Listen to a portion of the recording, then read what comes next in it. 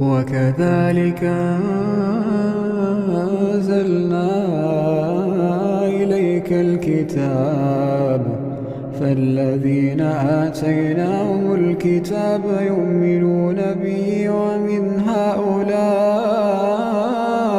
من يؤمن به وما يجحد بآياتنا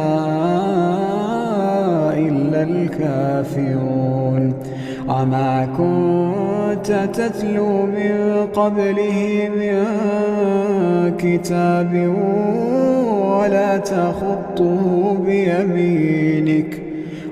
تخطه بيمينك إذا لارتاب المبطلون